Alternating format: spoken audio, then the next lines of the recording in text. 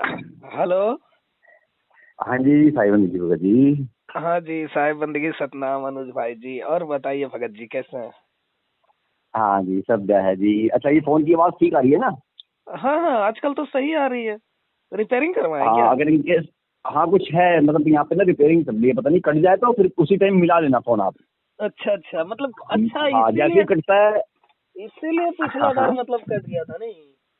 हाँ, ये जब भी मैं मतलब 3-4 दिन से देख रहा हूँ, जब भी फोन कटता है फिर मैं मिलाता हूँ तो ब्लैंक जाता है, मतलब मेरा फोन मिलता नहीं। अच्छा पता नहीं अच्छा। क्या चक्कर हो रहा है ये। चलो कट कोई जाए बात तो फिर नहीं। मिला लेना, इनके बीच में बात हो जाती है तो। हम्म।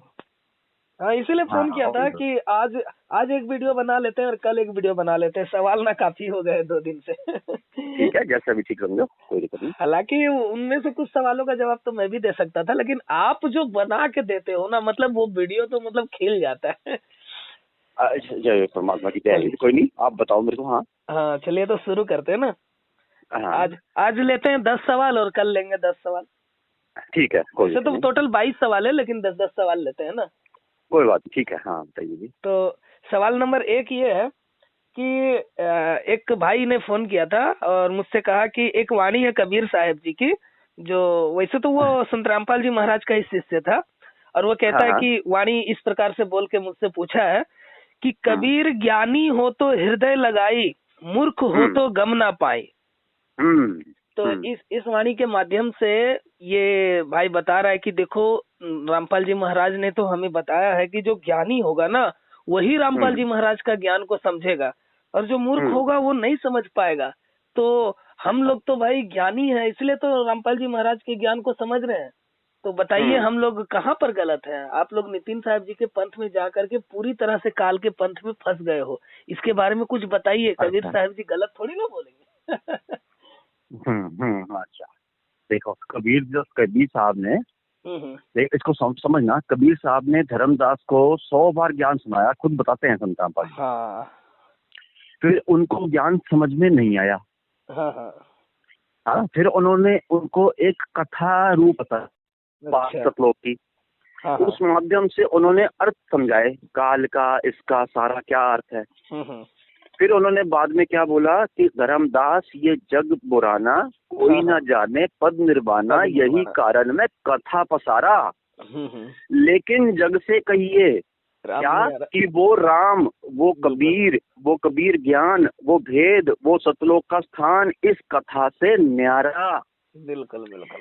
उन्होंने 2 तरह की उनको ज्ञान दिया, और साथ में क्या बोला था कि जो मैं तेरे को अब ये कथा का ज्ञान और असल ज्ञान तेरे को मैंने दोनों बताए हैं, इसमें नीर शीर का जो करेगा निबेड़ा, यानी नीर ज्ञान भी दिया।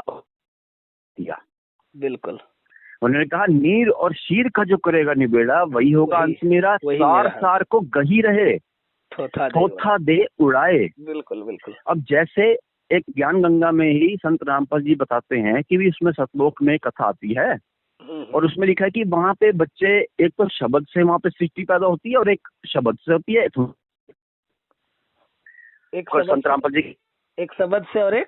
ज्ञान गंगा में ही है। संत है रामपाल जी ज्ञान बताते गंगा हैं में कि है। सतलोक, हाँ ज्ञान गंगा में है ये, मेरे पास कटिंग ही पड़ी है उसकी। तो उसमें ऐसा लिखा है कि भी वहां पे सतलोक में जो सृष्टि होती है, बच्चे होते हैं जो, हाँ हाँ। एक वहां पे शब्द से होते हैं, दूसरे वहां पे मैथुन से होते हैं। अच्छा, हाँ हाँ हाँ, ठीक ठीक, याद आया मुझे भी। हाँ, ये दोनों जब चीज वहां मैं पे बता पवन रखी है। दास के साथ में था ना, तभी मैंने वो कटिंग देखी थी। हाँ जी। अब ये देखो, परमात्मा यही चीज समझाते हैं कि उन्होंने 2 ज्ञान दिए थे। बिल्कुल बिल्कुल। उन्होंने एक नीर ज्ञान, एक शीर ज्ञान, 2 तरह के ज्ञान। उनको पता था कि काल के दूत सही ज्ञान नहीं पकड़ पाएंगे, दोनों बातें लिख जाएंगे। हाँ जी, बिल्कुल बिल्कुल। ठीक है ना। तो कबीर साहब ने फिर आगे उनको क्या कहा था धर्मदास जी को कि देखो, रखो, मूल ज्ञान तुम गुप्त कर रखो। गुप्त कर रखो। और धर्मदास जी ने सतलोक की कथा गा दी पूरी। हाँ हाँ हाँ हाँ। और यानी पवित्र ज्ञान तुम जग में बाखो, जो उन्होंने सुना उसी को मानकर, कथा में सच मानकर, वही उन्होंने बता दिया कि अंडे में से काल निकला। यानी निर्विकार ने विकार पैदा कर दिया। हाँ क्या हाँ। परमात्मा अंतर्यामी नहीं थे? परमात्मा ने श्राप दे दिया। सही है। ये बातें तो कबीर जी कहते हैं कि जो विवेकी होगा, ज्ञानी होगा, वो समझ जाएगा कि भी क्या मैं श्राप दे सकता हूँ या अंडे में से काल निकाल दूंगा बच्चों के लिए। बस बस। काल ने ऐसा क्या काम करा था जो मैं उसको 21 ब्रह्मांड देकर आत्माएं भी उसको दे दी। हाँ, मार जो मर्जी कर। बिल्कुल क्या एक बिल्कुल पिता बच्चों की आत्मा को किसी डाकू के हवाले कर देगा? बिल्कुल नहीं। ठीक है ना। तो उन्होंने इसलिए कहा था कि ज्ञानी होगा तो तो वो हृदय समझ लगाए। जाएगा। वाणी थी बिल्कुल लोक अलोक शब्द है शब्द मेरे है। भाई, जिन जाना संशय जाई। ये नहीं कि वो बिल्कुल के और पहाड़ है। बिल्कुल इस बिल्कुल। इस बात को लेकर उन्होंने कहा था जो ज्ञानी हो तो हृदय हृदय लगाई, लगाई, मूर्ख यानी हो तो गम ना सतलोक। पाई। बिल्कुल हाँ, नी जो सतलोक का नी अक्षर और नी तत्व जो उन्होंने समझा चीज है, हाँ हाँ, उनके लिए वो बोले थे ज्ञानी हो तो समझ जाएगा।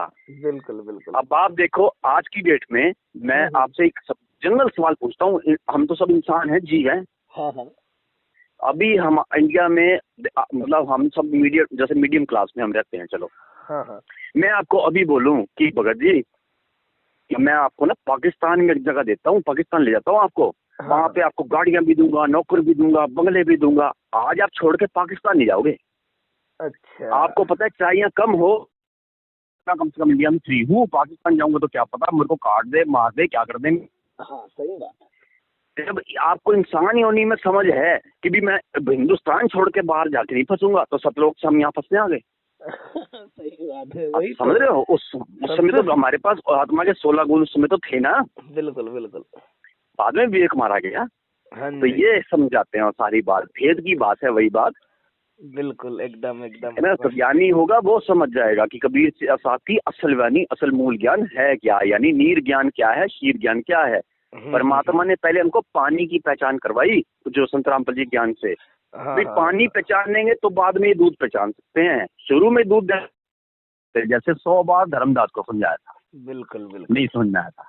ये एकदम बात है। एकदम एकदम मस्त आपने जवाब दिया। उम्मीद है कि उस भाई को एकदम मस्त समझ में आएगा कि कबीर ज्ञानी हो तो हृदय लगाई, मूर्ख हो तो गम ना पाई। एकदम बिल्कुल। स्पष्ट जानकारी दी आपने इसके बारे में। तो चलिए ये सवाल नंबर 2 की तरफ आगे बढ़ते हैं ना। हम्म, सवाल नंबर 2 ये है कि एक भाई पूछता है कि हमारे शरीर में जो 10 इंद्रियों है, 10 इंद्रियां है ना, उस उन्होंने मतलब कि नितिन साहब जी के सत्संग से ये ज्ञान प्राप्त किया। वैसे तो रामपाल जी महाराज का ही वो भगत है। हाँ तो जी, हाँ जी। उसका कहना है कि हमारे शरीर में जो 10 इंद्रियां है, तो उसमें से जो ज्ञान इंद्रियां है वो और जो कर्म इंद्रियां है वो दोनों मिला करके ही अगर हमारा शरीर बनता है, तो इनमें से हम कौन है? हम तो कुछ भी नहीं है भला। मतलब उसका पूछने का मतलब ये है ना कि 10 इंद्रियों को अगर अलग कर दिया जाए तो फिर हम कहाँ हैं? मतलब अच्छा। वो मतलब थोड़ा कंफ्यूज होकर के सवाल पूछा, तो मैंने कहा कि चलो आपका जवाब मैं वीडियो के माध्यम से दूंगा। हाँ हाँ हाँ, मैं समझ गया। तो आप देखो, ये जो जो इंद्रियां, जितनी भी हम ये इंद्रियों की बात करते हैं, चाहे वो कर्म इंद्रियां हो चाहे वो ज्ञान इंद्रियां हाँ हाँ हैं, गुण 25 प्रकृति जो भी हम बोलते हैं इसको, हाँ हाँ। ये सारा खेल है सिर्फ शरीर तक का। अच्छा। ठीक है, ये सारा हमारा समझो ब्रह्म स्तर तक की बात है ये सारी। हाँ हाँ हाँ हाँ जो हमारी सूरत या आत्मा जिसको हम बोलते हैं, हाँ। वो सब इंद्रियों मन विचार सब से वो परे है। अच्छा। ठीक है, तो इसीलिए जैसे परमात्मा कहते हैं ना, भी तुम्हारे अंदर रमता राम, हम्म। भी तुम्हारा जो आत्मा राम में रमन करो। यहाँ जो जैसे कृष्ण जी बताते हैं गीता में कि आत्मा में रमन करने वाला, बिल्कुल बिल्कुल। उसको कोई कर्मों के नहीं, उसको इंद्रियों का कोई प्रभाव नहीं पड़ता। अच्छा अच्छा। यानी अगर आप आत्मा में यानी रमता राम, जो हमारे अंदर जो परमात्मा बैठा है उसको, जैसे जैसे कबीर जी उदाहरण देते हैं कि पेट, वो मृग के पेट में कस्तूरी, बस हमने इसी तरह वो अंदर के रमता राम को पहचानना है। विवेक के साथ हमने उस सूरत के साथ चलना है। बाकी कर्म इंद्रियां तो फिर हमारी समझो दासी होकर काम करेंगी, नहीं तो ये आगे ऐसा फंसा देंगे कि आगे से आगे जन्म लेता ही जा रहा है इंसान इन्हीं इंद्रियों की वजह से, समझे। बिल्कुल बिल्कुल, बहुत मस्त बताया। ठीक है, तो हम इससे मतलब अलग हैं वैसे देखा जाए। हाँ, लेकिन विवेक है तो अलग है। अगर विवेक नहीं तो फिर हम इनके दास हैं, इंद्रियों के दास हो गए। बिल्कुल बिल्कुल, ये एकदम मस्त जवाब दिया आपने। तो सवाल नंबर 3 पूछते हैं आपसे। तो सवाल नंबर 3 ये है कि जैसे मतलब रामपाल जी महाराज के भगत ने एक शिष्या है, वैसे तो बहन ही है, तो वो बोलती है कि देखो आपके जो नितिन साहेब जी हैं, उन्हीं के वाणी से हम ये साबित करते हैं कि हमारे रामपाल जी महाराज भगवान है। और मैंने कहा कैसे बताइए। तो उसने बताया कि नितिन साहब जी अपने एक सत्संग में कहते हैं कि जिस घट प्रगट होई बलिहारी व घट की जिस घट प्रगट होई। हाँ। मतलब घट घट मेरा साइया सुनी सेज न कोई बलिहारी व घट की जिस घट प्रगट होए। तो इसमें हाँ। नितिन साहब जी बता रहे हैं कि जिस घट में प्रकट हो जाए वही वही उसी की मैं बलिहारी करूंगा, वही मेरा भगवान है। तो रामपाल जी हाँ। महाराज के घट में तो प्रकट हो चुके हैं, तो इसलिए वो हमारे भगवान हुए ना।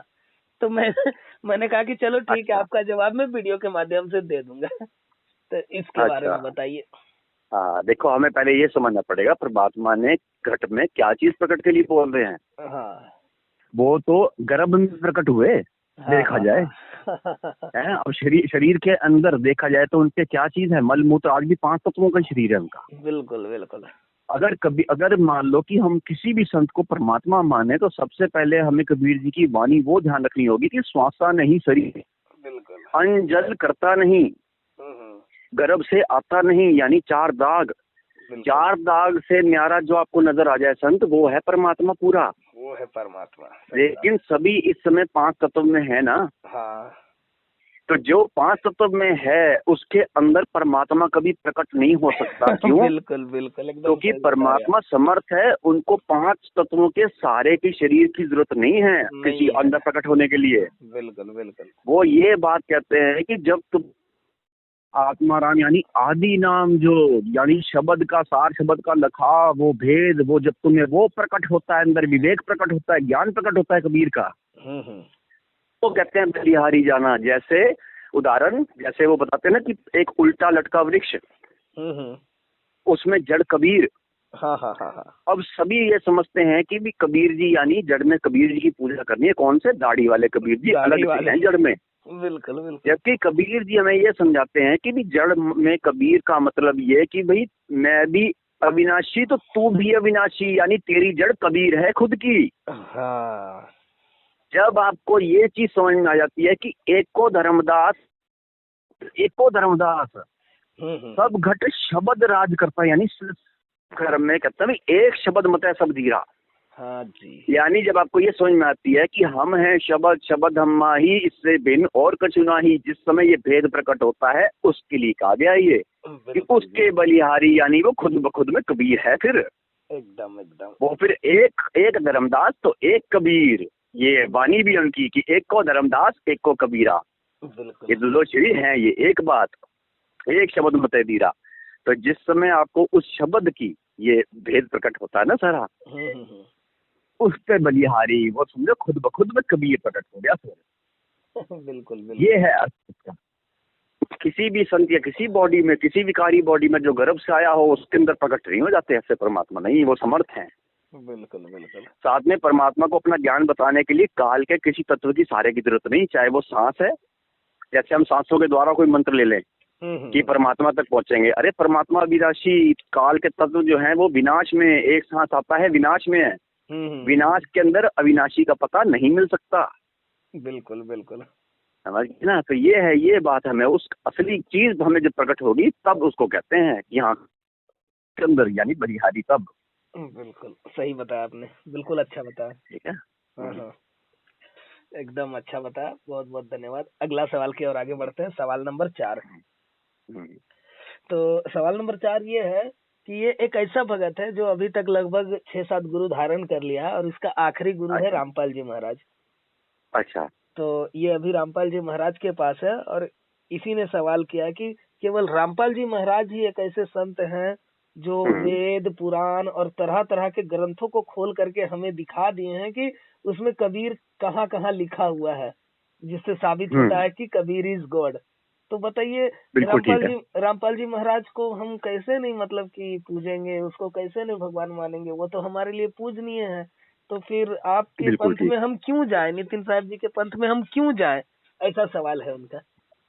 ठीक है, कोई वो सवाल करें गुरु से ही अपने कि भी जब चारों धर्मों की किताब में लिखा हुआ है कि कबीर इज गॉड, बिल्कुल ठीक, तो यानी कबीर परमात्मा है, बिल्कुल सिद्ध होता है। चारों किताब में कबीर इज गॉड नाम है। तो जब चारों किताब में, चारों धर्मों की किताब में कबीर इज गॉड नाम है, तो फिर कबीर के मिलने का रास्ता भी एक जैसा ही दिया होगा। बिल्कुल बिल्कुल, यही पॉइंट ठीक है। तो अगर ओम सोहम अगर सत्य नाम या ओम सोम सत्य कबीर है, तो फिर वो चारों धर्मों की किताब में वो मंत्र होना चाहिए। होना चाहिए, वेद में भी होना चाहिए, तो कुरान में भी होना चाहिए। हाँ। उनको बोलो क्या वो है? बिल्कुल। वो कौन सा वेद है जो इन चारों धर्मों की किताब में एक जैसा लिखा हुआ है, बिल्कुल, जिसका उल्लेख इस ये अनुराग सागर में भी है, कोड में, और मंसूर में भी है, बीजक में खुल के है, मूलवाणी के अंदर। बीजक में तो लगभग खोल ही दिया है। वो जो असली खोला हुआ है, श्री रचना भी उसमें असली खोली है सारी। हाँ, वो मेन क्या है कि वेदी गुरु के अलावा कोई समझ ही नहीं पाएगा उसको। सही बात है। तो उनको ये बोल किताब में वो कौन सी चीज है फिर वो। हाँ जी, आप समझ गए ना। कबीर इस गॉड का तो देखो बार कहते हैं कि द्वादश पंथ होवे उजियारा, होना ही था। लेकिन उसके बाद कहते हैं कि 13वें पंथ मिटे सकल अंधियारा। सेकंड स्टेप, यानी पहले कबीर का नाम सब लोगों को मालूम चलेगा, उसके बाद कबीर का अर्थ बाद में मालूम चलेगा। बिल्कुल, जो कि अब हो रहा है। ठीक है ना। तो उनसे ऐसा पूछना है, बोला बताएं कि चारों धर्मों के रात में कौन सा वो भेद है फिर। मंत्र अगर सतनाम और यही है तो सब में फिर होना चाहिए था ना। बिल्कुल, आप सही बोल रहे हैं, एकदम करेक्ट। उसके लिए मैं दुआ करता हूँ कि वो चीज, ये बात वो भाई सुने और उसे समझ में आ जाए। हाँ बिल्कुल, छाने जो सारा वो सत्संग कभी जैसे है ना चैनल का, ये जो वीडियो बन रहा है ना भगत जी, ये मतलब उसके पास जाएगा, मतलब कि उसका नंबर जिससे जिससे मेरी बात होती है ना, मैं उसका नंबर ले लेता हूँ और एक ब्रॉडकास्ट ग्रुप बना देता हूँ। आपकी और मेरी जो बातचीत होती है फिर उसको फॉरवर्ड कर देता हूँ। हाँ बिल्कुल ठीक। ये तो और उनको ये भी बताना कि जो जैसे जो ज्ञान बताया जा रहा है जो चैनल में, जब वो ज्ञान सुनेंगे उसको फिर वो खुद एक बार अनुराग सागर भी खोलें, मंसूर भी और कबीर बीजक भी, उसमें देखें क्या सब में एक समान ये चीज लिखी हुई है। बिल्कुल बिल्कुल। जिस संत की सारी बात मिलती जुलती तीनों में होगी और सारे वेदों पुराणों में सब में होगी, वही है फिर असली ज्ञान वाला। बिल्कुल बिल्कुल। तो बहुत अच्छा बताया आपने। सवाल नंबर 5 की ओर आगे बढ़ते हैं ना। तो सवाल नंबर 5 ये है कि एक बहुत ही अपने आप को विवेकी समझते हैं, ये भी रामपाल जी महाराज के शिष्य हैं और उम्र तकरीबन इन्होंने बताया कि मेरा 60 साल से ऊपर हो चुका है। नाम तो नहीं लेंगे इस वीडियो में किसी का। तो उनका कहना है, वो उनका कहना है कि कबीर साहब जी की एक वाणी है। कबीर साहब जी कहते हैं कि कबीर करनी तज कथनी कथे अज्ञानी दिन रात कुकर ज्यों भोकर फिरे सुनी सुनाई बात। और वो कहना चाहते हैं कि रामपाल जी महाराज ने तो अपना ज्ञान दे दिया, उन्हीं की बात को सुन सुनकर आज नितिन साहब जी सत्संग करते हैं। बताओ ये सच है कि गलत है? अगर मैं झूठ बोल रहा हूँ तो बोल दो। ये भाई ऐसा कहता है। तो इसके बारे में बताइए। अब ये देखो कि कबीर जी का ज्ञान, कबीर जी का नाम तो 12 पंथ पहले से चल रहे थे, कितने टाइम पहले से। बिल्कुल बिल्कुल, है ना।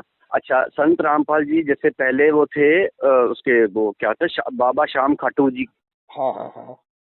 बाद में वो छुड़ानी गांव में इसी तरह द्वादश पंथ में आए ना। बिल्कुल बिल्कुल। तो अगर ये बात हम बोले कि सुनी सुनाई किसी ने आगे कर दी, तो ये बात फिर उनके लिए भी हो सकती है कि भी उन्होंने सुन के आगे कर दिया काम। और क्या, ये भी इसमें भी लागू हो सकता है। अभी ये देखो, इसमें बड़ी भेद वाली बात है वैसे, अगर ध्यान से आप समझोगे। जैसे कि कबीर पंथ में कभी भी गुरु ऐसा नहीं करेगा कि हाथ सर पे हाथ रख रहा है और बोल दे तुम गुरु बन जाओ। इसकी पूरी प्रथा होती है। हाँ। गद्दी दी जाती है, गद्दी सौंपी जाती है। अच्छा। ये तो खैर इसकी बात मैं अभी नहीं करता, लेकिन ये देखो कहते हैं एक काल का वचन था कि भी मेरा संत पहले जाएगा। अच्छा। और तेरा नाम ले करे आवाजा, तेरे जीवों को भरमाए, और जब तेरा संत जाएगा तो मेरे संत की ओर हो बात बखा। अच्छा। तो कबीर जी का उन्होंने देखो, ये परमात्मा की तरफ से ये होता है कि परमात्मा ने हर एक को रोल दे रखा है। उन्होंने कबीर नाम का उजियारा किया, बिल्कुल ठीक, और उनका धन्यवाद भी है। उन्होंने बहुत बढ़िया काम किया संत रामपाल जी ने। अगर कबीर जी का नाम आम लोगों को पता नहीं लगता तो फिर उनको कबीर का आज जो हमें अर्थ या मूल ज्ञान पता है, हमें कबीर वाणी की भी समझ नहीं आती। बिल्कुल सही बात है। तो उन्होंने जो कबीर जी का जो ज्ञान समझाया, कबीर जी का नाम बताया, उसके बाद आगे कबीर जी का सेकंड स्टेप था कि भी पहले तुमने मेरे नाम से वाकिफ हो गए, पहले तो तुम्हें यही नहीं पता था भगवान आखिर है कौन, देवी देवताओं में तुम थे। अच्छा, अब हम क्या आए कबीर जी तक। अब कबीर जी का जो मूल ज्ञान सामने आया है, एक बार उसको समझकर विवेक से फिर फैसला करें कि भी क्या कबीर जी का असल अर्थ कौन बता रहा है। कबीर नाम तो शुरू से ही गाया जा रहा है, वो छोड़ो 12 पंथ गा ही रहे हैं शुरू से। कबीर नाम कोई ना कोई सुन के तो बोलेगा ही कबीर पंथ, तो कोई ये थोड़ी कि पहली बार कबीर पंथ संत रामपाल जी ने चलाया, ऐसा तो है नहीं। बिल्कुल 12 चल ही रहे थे उससे पहले। एकदम एकदम। ठीक है ना। तो अब ये देखो 11वां पंथ चला किससे? धर्मदास जी से।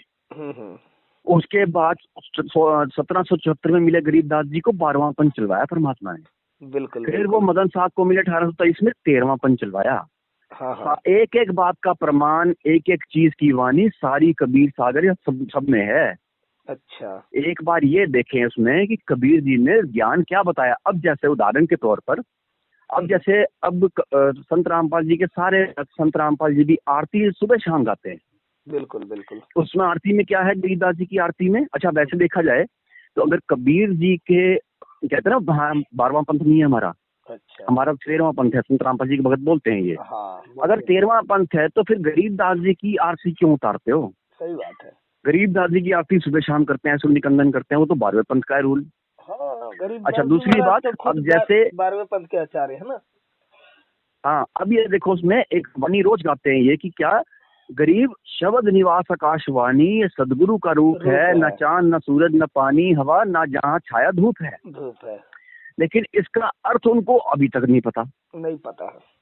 कबीर जी ने कहा कि भाई जो जन होंगे जोहरी रतन लेंगे बिलगाए, सोहम जपिए मूर्खा व्यर्थ जन्म गवाए। यानी ओम सोहम सत्य कबीर मंत्र नहीं, ओम सोहम सत्य कबीर ये अर्थ है, एक अर्थ है। बिल्कुल। ओम सोहम चीन सत्य कबीर पाना, सत्य कबीरा अवस्था में जाना, निज स्वरूप। जैसे वो बताते हैं कि कुत्ता अपने आप को भौंकता है शीशे में देखकर, जब तक अपने को पहचानता नहीं। वही तो यानी यहाँ पे निज स्वरूप की बात कर रहे हैं। हाँ जी। हाँ समझ गए ना। तो अब रामपाल जी ने क्या किया भी कबीर जी का नाम सुन के, ठीक है उनको पहली बार पता लगा कबीर, जैसे हमें पता लगा था भी कबीर जी परमात्मा है। उन्होंने कबीर जी का नाम जरूर गा दिया, बिल्कुल ठीक, अच्छा किया ये तो। हाँ। लेकिन ये बात भी है कि अगर कबीर जी का बिल्कुल सही ज्ञान कोई इस तरह फैलाए ना, अगर बिल्कुल सही ज्ञान, तो उस पर फिर कष्ट आता नहीं, आश्रम उजड़ता नहीं है फिर। अच्छा। जहाँ पे परमात्मा का सत्य नाम या सत्य मंत्र हो ना, वहाँ पे बाल बाका नहीं हो सकता। वहाँ तो 6 भगत बन गए थे। अच्छा। आश्रम खत्म हो गया था, द्वादश पंथ मिट जाएगा, ये 2014 को मिटना ही कहते हैं पंथ। हाँ। आज वो कहाँ है बरवाला? नहीं आज बरवाला ना। सही बात है। फिर द्वादश पंथ 2014 को मिटा, उसके बाद ये मूल ज्ञान आया है। तो हमें क्या करना चाहिए भी कबीर जी का ज्ञान जहाँ जहाँ है, खोजी हो तुरंत मिल जाऊं। मैं कहता हूँ कि कबीर जी का ज्ञान जहाँ जहाँ है, जो संत कह रहा है सबकी सुनो एक बार, और फिर अपने आप से मिलान करो, खुद खोलो कबीर सागर भी, तो कबीर मंसूर भी, और कबीर बीजक भी। जहाँ पे ज्ञान आपको मिल जाए कि सबका तीनों में सेम और ये संत सारा सही बता रहा है, बस उसके पास है असली ज्ञान। हमें ये विवेक जगाना है बस। एकदम ठीक है ना। कबीर का गाना गाएगा 3 लोग धक्के खाएगा, कबीर का गाया बूझेगा, अंतर्गत को सूझेगा। जैसे अब वो उदाहरण समझे कि भी नानक जी जो ओम सोम जपते जाते थे, देखो नानक जी ओम सोम जप रहे हैं, पर लेकिन ये सोचा ही नहीं किसी ने, हमने भी अगर मान लो कि मर्दाने ने गलती से भी परमात्मा का नाम सुन लिया, उसको जपेगा तो डूबेगा। एक सतनाम एक को तार रहा है, दूसरे को डुबोएगा, वो सतनाम हो सकता है? बिल्कुल नहीं, संभव नहीं। अगर भगत जी आज की डेट में कोई गलती से परमात्मा का नाम सुन भी ले तो क्या वो डूबने लगेगा? परमात्मा के नाम में ताकत नहीं। हाँ तो नानक जी ने जैसे कहा ओम यानी सोहम आप पहचानिए, यानी पहचान की बात कही है। हाँ जी। सोहम आवे सोहम जावे, सोहम में थे ध्रुव प्रहलादा, सोहम है वाद विवादा। ये जो पूरी है अर्थ सोहम का, ये गरीबदास जी ने बताया हुआ है। लेकिन संत रामपाल जी इसको नहीं समझे, ओम सोम को मंत्र बता दिया। कबीर जी इसलिए नहीं आते कि मेरे बच्चे मंत्र लिखा हुआ देख लें, खाली अर्थ समझाने आते हैं वो कुछ। जो अर्थ समझ जाएगा वो समझो कबीर ज्ञान को पाया।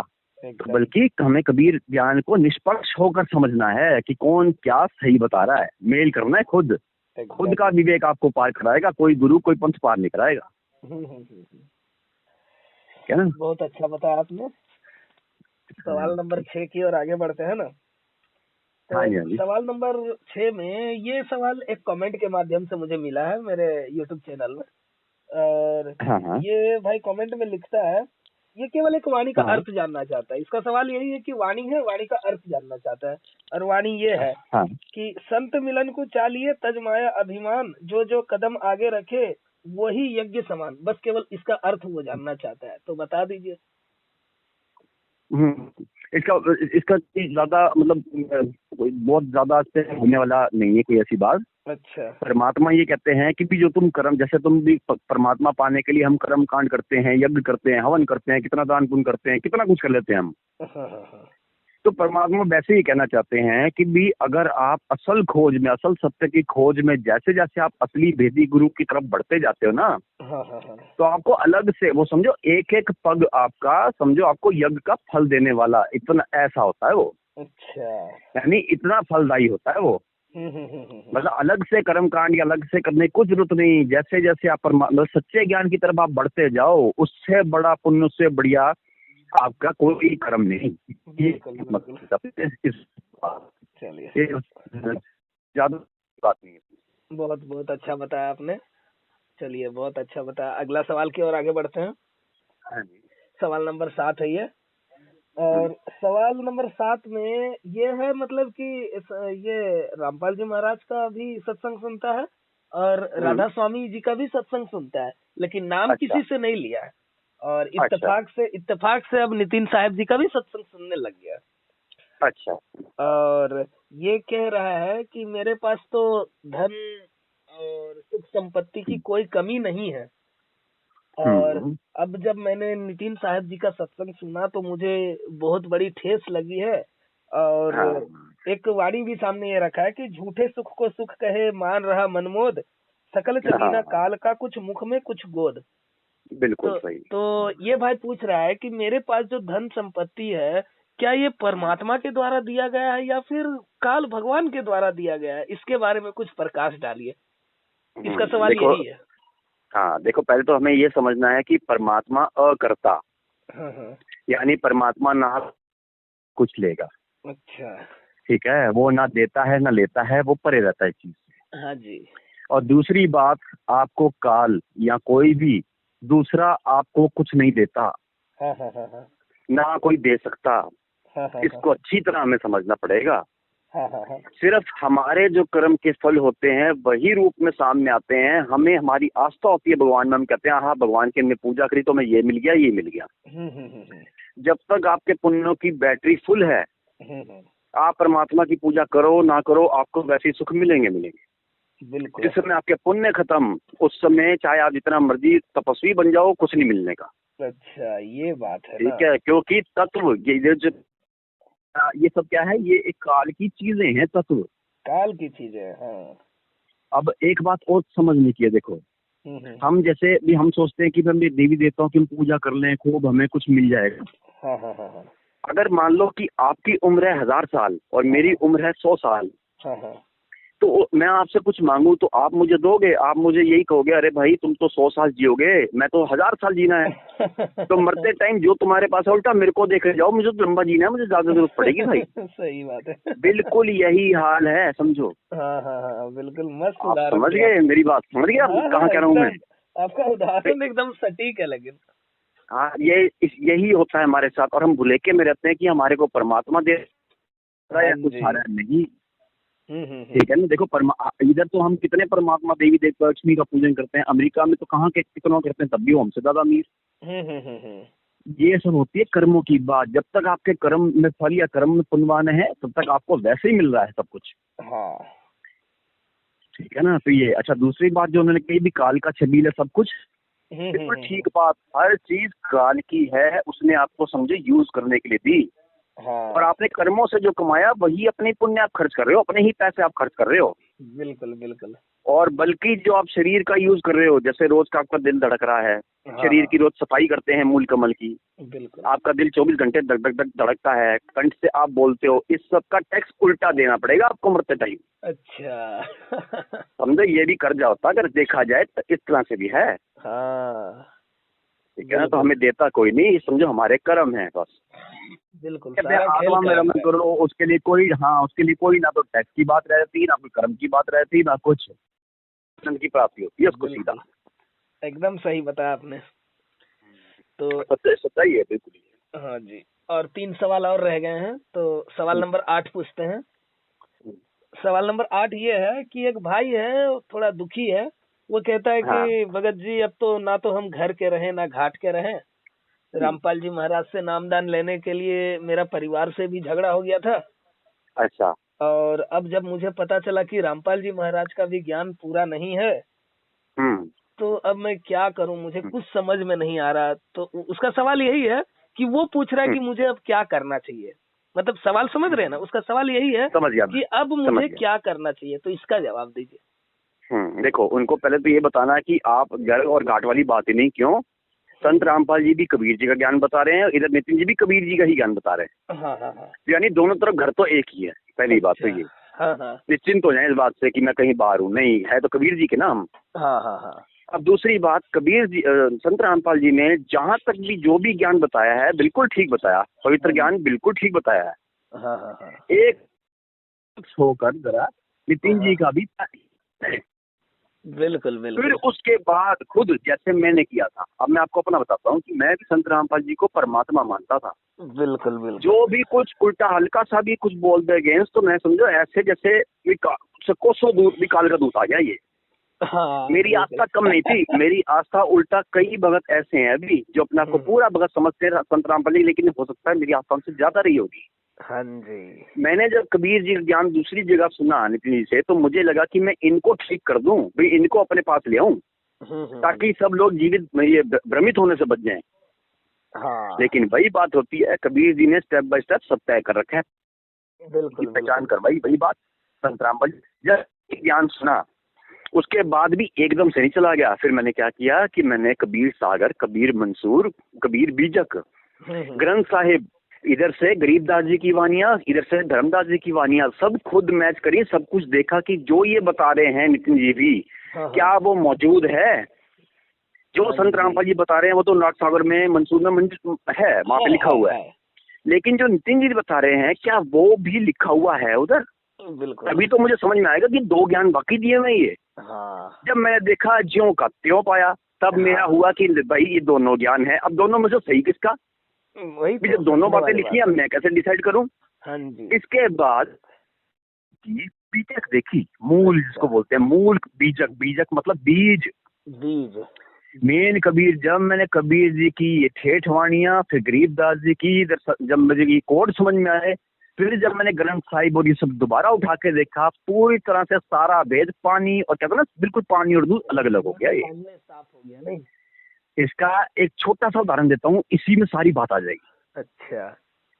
जैसे एक गरीबदास जी की वाणी है, उसमें गरीबदास जी ने बोला हुआ है कि वही बात कि भी कमलों से, गणेश कमल से, ये सारे उसमें मंत्र भी लिखे हुए सारे, कि ह्रियम क्लियम श्रियम, ये सारा करते करते त्रिकुटी तक जाना, त्रिकुटी तक ऐसे भंवर गुफा, ये सब उन्होंने ऐसे सेम बोला जैसे इन्होंने बताया। हाँ जी बिल्कुल। उसी में मेरे पास कटिंग है इसकी, गरीबदास जी के ग्रंथ की। नीचे गरीबदास जी ने क्या लिखा कि प्रथमे पूजे शिव का लिंगा। हाँ जी। यानी अगर तुम ये रास्ते चल रहे हो त्रिकुटी के कमलों से, इसी तरह देवी देवताओं रास्ते चल रहे हो, तो प्रथमे पूजे शिव का लिंगा। हाँ।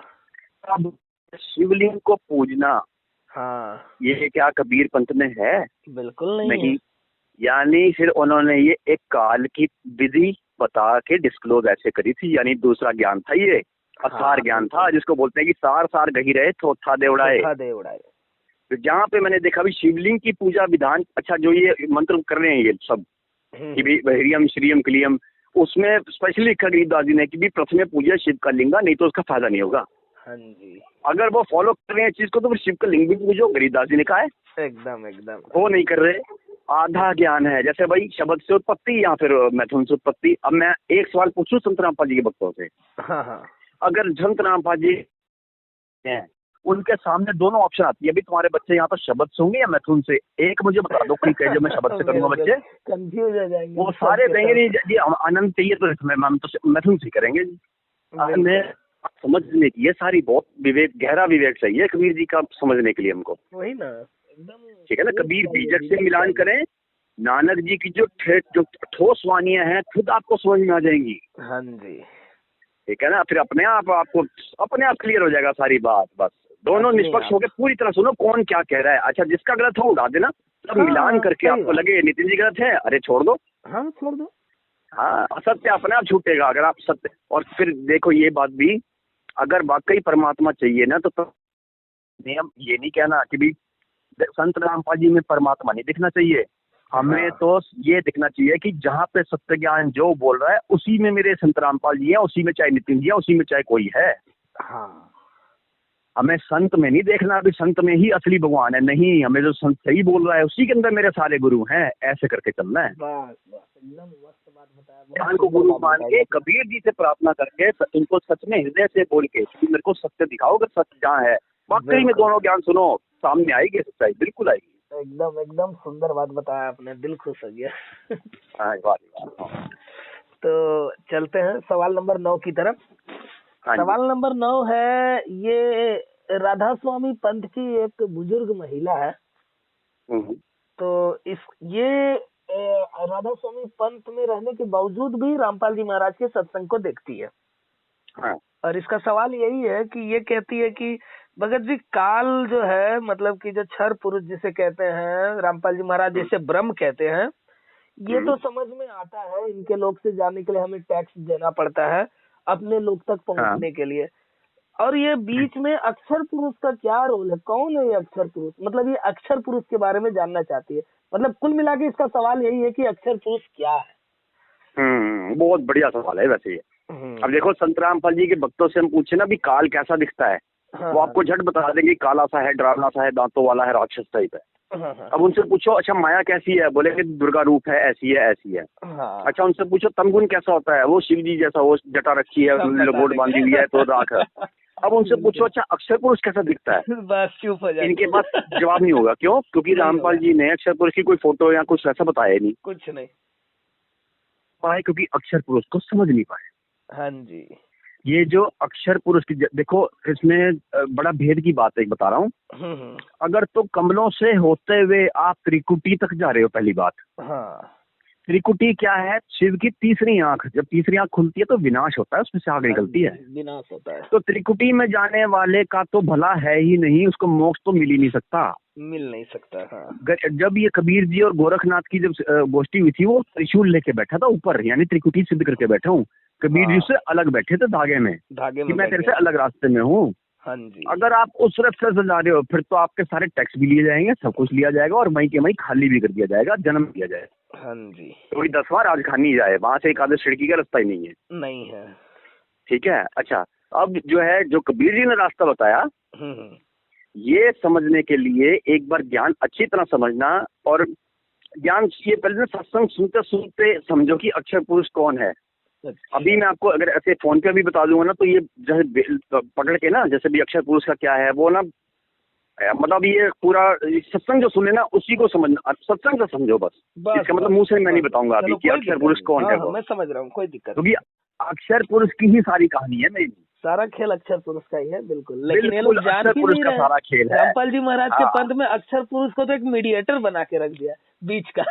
देखो काल ने तपस्या करी, चलो उसको 21 ब्रह्मांड दे दिए। अक्षर पुरुष ने क्या किया था जो क्या किया था कोई नहीं जानता है ना, उसने क्या किया था? कुछ नहीं। तो अक्षर पुरुष ही मेन चीज है कुछ। हाँ जी। हाँ, ये अभी मैं भेद इसलिए मतलब फोन पे इसलिए नहीं बता रहा कि इसका पहले ज्ञान सुन के खुद समझो पहले तो।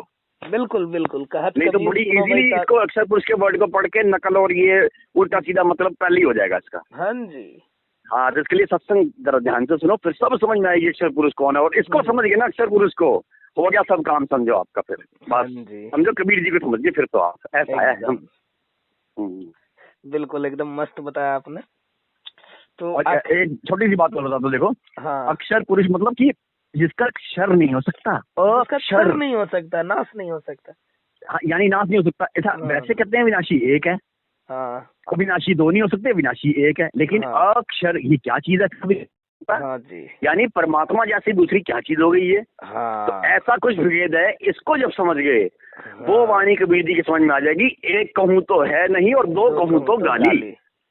ये अक्षर पुरुष ये है, वक्त समझो, आपको इसको संकेत में बता दिया, अक्षर पुरुष ये है। बिल्कुल बिल्कुल। ये है। चलिए, बहुत बहुत धन्यवाद। बस एक ही सवाल बच रहा है, सवाल नंबर 10।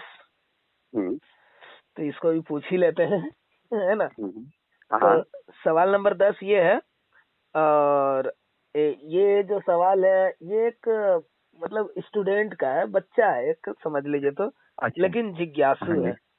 तो ये पूछ रहा है कि नितिन साहेब जी और संत रामपाल जी महाराज, और एक है अकेह अनामबला राकेश, हम्म, तो ये तीनों का वीडियो देखता है।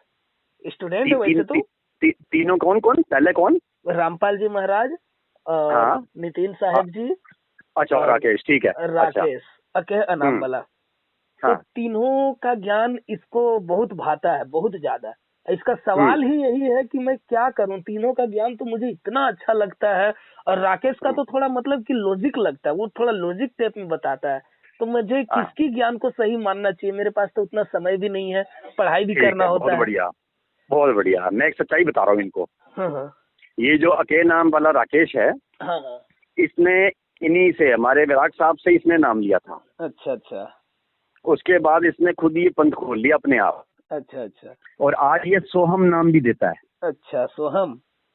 तो हाँ, जब ये बात नितिन जी को पता लगी तो उन्होंने जो अपना चैनल खोला है, उसके अबाउट में आप जाओगे हम्म। तो उसमें उनका एक आता है नीचे मेल एड्रेस की अके नाम का सच सच, हाँ जी हाँ। @gmail.com, इस नाम से बिल्कुल। उन्होंने चैनल खोला हुआ है। हम्म। असल में इसी को बताने के लिए कि भी हम जैसे ये हमारे यहीं से ज्ञान लेकर, ज्ञान चुरा कर, ये खुद का स्वयंभू संत बन बैठा। हाँ जी। ठीक है, और इसके अगर वो सत्संग सुनते हैं हम्म। तो उसमें वो ये बताता है कि भी जैसे ऊपर भी वो गाय है, फलाना, वो मतलब स्वर्ग में भी गाय होती है, फलाना होता है, वो ये सब बातें बताता है। हाँ हाँ हाँ हाँ।